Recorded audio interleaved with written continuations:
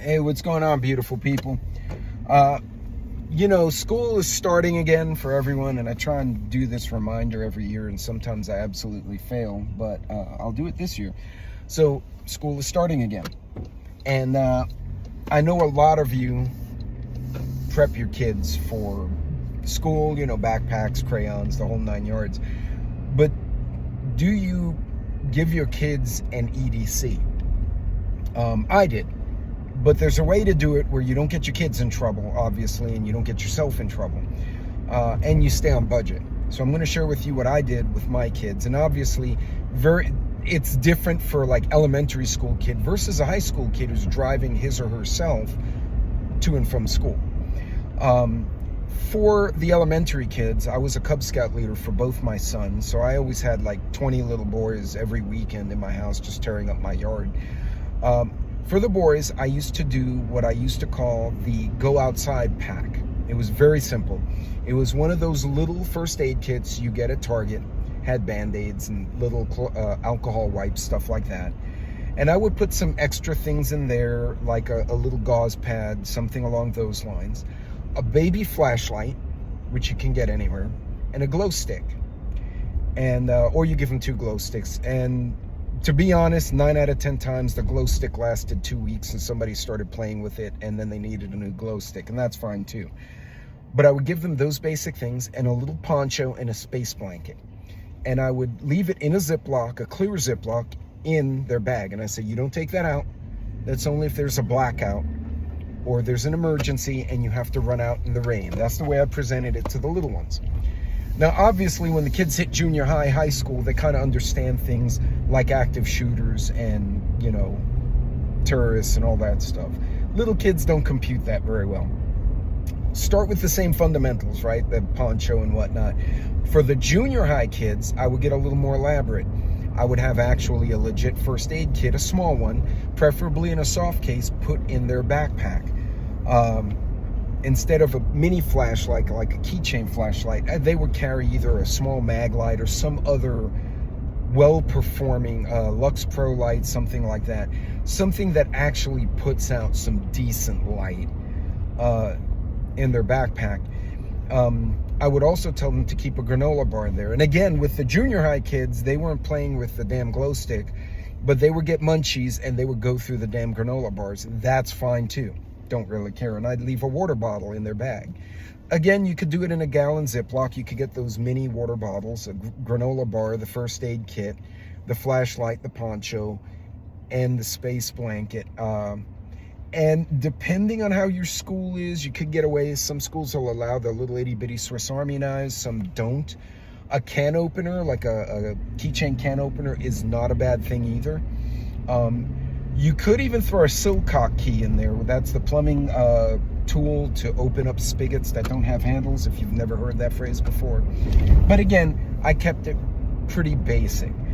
Once the kids hit high school, that was a whole different story, because either they or their buddies were driving them to and from school. Then I got a little more elaborate, because by then my sons were either in FFA, ROTC, on sports teams.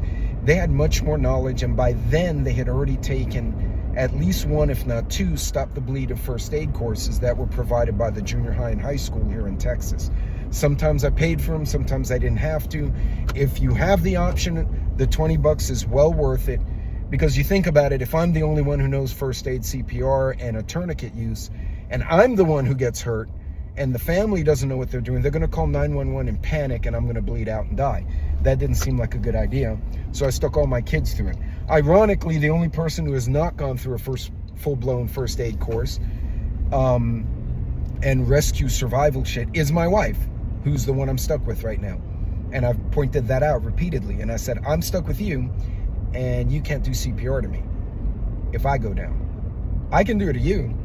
My sons and my daughter-in-laws are either all military and one's a nurse, and I got you.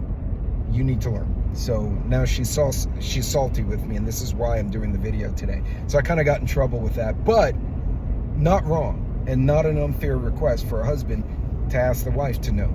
So make sure your spouse knows too. But anyway, by the time the kids hit high school, they'd already gone through CPR, first aid, stop the bleed, My daughter was a sports trainer, so she was a little field medic for the football teams and for the basketball teams and wherever they put her. And she was an FFA. She was working as a part-time vet tech, so I know she can stitch people. Both my sons were scouts, and then they wound up both going to the Army. So again, by high school, the kids were much more evolved. And so we had tourniquet, we had a full-blown first aid pack. We had the basics, the flashlight, the poncho, whatnot. Now, they can't bring a knife into the school, but those, you know, those keychain tools, it's kind of like a square and it has things cut out and it has like the rope cutter and the wrench and you know, it's like a tool in a card. I've completely forgot what the hell you call it. There are also keychains that have, you know, screwdriver, you know, wire stripper, stuff like that. Do some shopping and find something good. I'll try and put some links below when I post this video. But that kind of stuff is what they carried. Now, once they were driving themselves, they basically had a get-home bag minus a firearm and minus any knives that were not appropriate. Now, when they were in FFA, they were allowed to have folding knives left in their car. They couldn't bring it into the school unless they were at the barn, but they could bring it they could leave it in their car.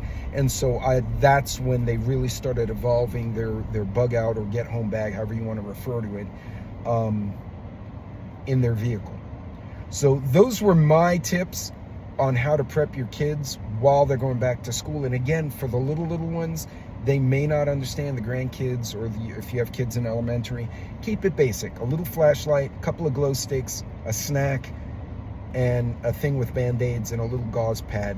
Chances are you're gonna refill that thing every month because the kids will put Band-Aids on each other. They'll play with the glow sticks in gym, whatever the hell happens. So just check it once every couple of weeks, and you may as well buy those baby glow sticks in bulk, because that's what I wound up doing, because they were just using them for everything. But that's okay. The bottom line is, it wasn't a paranoid thing. It was a, hey, if there's a flood, hey, what if the power goes out? Remember the hurricane? You talk to your kids like that. Kids aren't stupid, they get it. And then adjust the message as your kids get older. Then you can start talking in more detail about, hey, there was active shooter in the high school. You're in high school. Let's talk about that. All right, leaving you with that. Folks, prep your teenagers, prep your kids, but do it appropriately for their age.